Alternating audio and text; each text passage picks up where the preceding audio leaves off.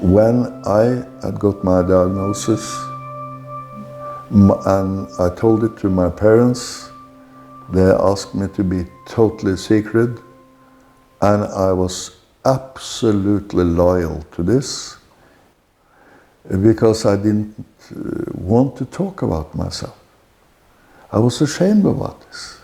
So I developed an enormous energy in my trade union working, in politics. And this maybe changed also the way you were seeing yourself? Yes, this was extremely important. I was more and more active. I was talking more and more to a very close group. I would say 5, 6 persons. And for this group I was open.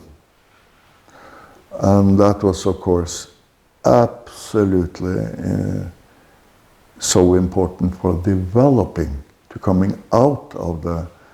Why? What happened? How did it change you? It changes my life because I understand that other people were not the society's eyes. Because people who works together with me, they say very often when they are interviewed, how has it been to work with Thorvald? Especially because of his physical problems. What? Has Thorvald have? Do Thorvald have any physical problems? Because you realized that they saw a lot of your strength and the good sides and everything you could do. Yes, and you thought they just saw what you maybe couldn't do. That's exactly. It's exactly what I have experienced in these very, very important years for me, from 23 to, I would say, 27.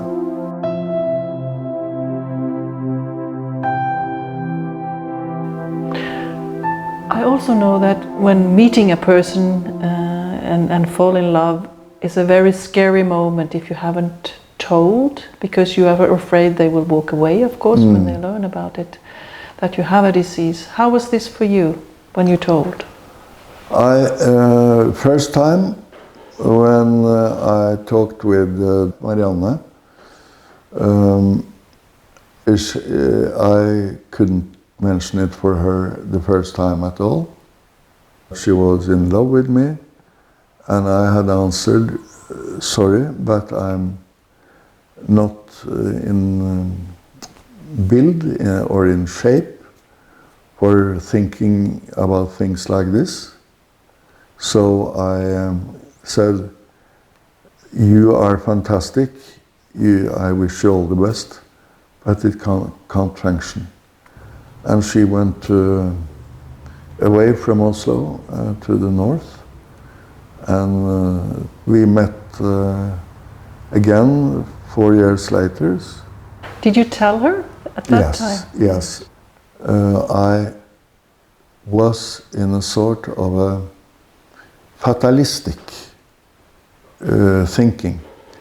I don't know the easy way to explain this. Take it or leave it in a way? Take it or leave it, or fatalistic.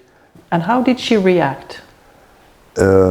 She said that I have thought that this could be the reality from the first time we met. So she suspected it. Yeah. And she said that the way you are handling it, your attitude impresses me. And I understood that she really loved me. It wasn't a fake or something she did for saying this for being nice. So we got our first child, we married, and now we have 3 children.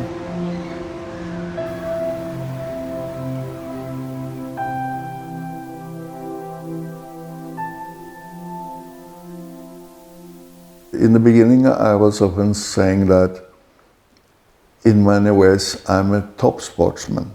Like many of my friends in the Huntington Society. Because you have had your enormous problems and difficulties, and you solved them. You have solved them. And my friends in the Huntington Society or in my own group, we have qualities which society needs. Because of your mental strategies and how to mobilize? And I've not met any which are happy with everything. All have their problems, but they have much or less experience in how to tackle it. And there our wisdom is important. For example, I will not romanticize my disease or Huntington or other diseases, but we are first of all human beings. And we are many... And you are living a full life. Yeah, absolutely. A rich and full life. We know about pain in a society which are extremely frightened of pain and doing very many silly things of trying to avoid all sorts of pain.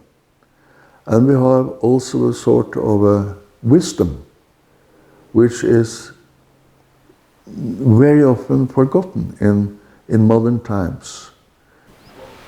So.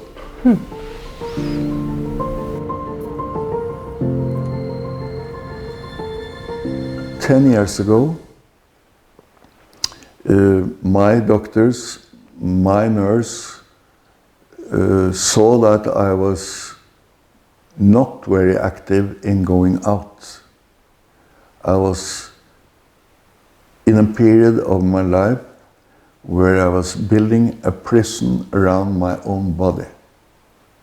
And I was this when you needed to use the wheelchair? Or yes, it was in that period, yes. Okay. I was falling on the escalator at the airport to Oslo. And the staff at the airport said, Thorvald, the next time you have to come in a wheelchair. But it was sort of, I felt a sort of a shame of sitting in a wheelchair. Here is the old ski jumper. Now he is so weak that he has to sit in a wheelchair. But now I love my wheelchair. I have an electric wheelchair. I'm going into the nature, into the surroundings of Oslo.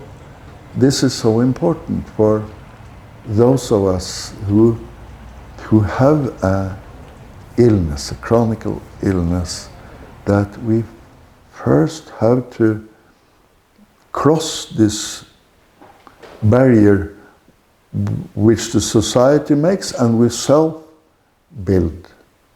This is not easy. I'm not trying to say that this is easy. I have had a lot of difficult moments, parts of life, but we have to find our own arenas. Yeah. For example, one arena can be, today I will go out, even if people are looking on me. And that can be a fantastic ski jump.